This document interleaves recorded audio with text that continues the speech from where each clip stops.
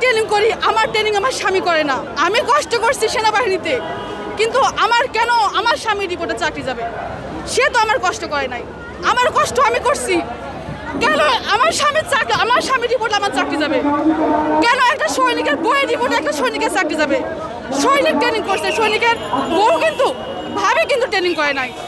এটা বন্ধ করতে হবে। আমরা যারা চাকরিচ্যুত হয়েছি, সমাজে কিভাবে চলতেছি, কিভাবে থাকতেছি, সমাজে কিভাবে হেয় প্রতিপূর্ণ হচ্ছি, এটা তারা ভাবে নাই। আজকে আমরা সমাজে বেঁচে থেকেও মরার মতন চলতেছি।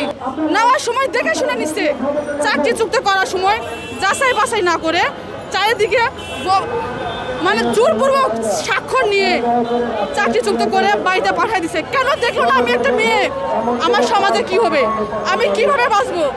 আজকে এই বাংলাদেশ সেনাবাহিনীতে অনেক আশা নিয়ে আমি আসছি, কিন্তু আমি ধরে রাখতে পারি নাই। কেন পারি নাই? কিছু দুষ্টু অফিসারের জন্য, কিছু দুষ্টু অফিসার যারা বাজে বাজে কথা বলে শিকারিত্ব করে, মানসিক প্রেশার দিয়ে, মানে 3 মাস 4 মাস নজরবন্দি করে রেখে মেন্টালিটি ঘুরে দিয়ে স্বাক্ষর নিয়ে চাকরিচ্যুত করতেছে।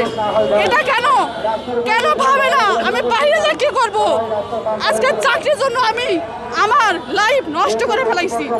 আমার স্বামী সন্তান সব আমার কাছ থেকে বিরত, কেউ আমার কাছে নাই। তাহলে আমার এই জীবন কেন বাংলাদেশ সেনাবাহিনী রাখছে? আমার এই জীবনটা বাংলাদেশ সেনাবাহিনী নিয়ে নিক। আমি বেঁচে থেকে মরার মতন। আজকে আমার স্বামী নাই, সন্তান নাই, আমি পরিবারে মুখ দেখাতে পারি না। কেন সরকার দেখে নাই যে আমি এখানে কিভাবে বাঁচবো, সমাজে মুখ দেখাবো কি করে? এটা কেন তারা ভাবলো না? এটা তো হয় না। একটা সৈনিক যখন চাকরিতে আসে, যখন চাকরিতে যোগদান করে, সৈনিকের তখন চারিদিকে বিশেষ বিবেচনা করে যাচাই বাছাই করে সেই সৈনিককে চাকরি দেওয়া হয়।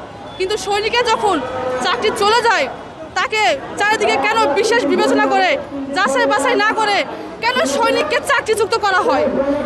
কেন তারা একবার ভাবে না যে সে চাকরিচ্যুত হওয়ার পরে সমাজে যে কিভাবে জীবনযাপন করবে, তার সামাজিক জীবনযাপন কি হবে, তার ফ্যামিলি কিভাবে চলবে, তার অবশ্যই বউ বাচ্চা বাবা মা, এটা কেন সরকার মানে না? এটা কেন দেখে না?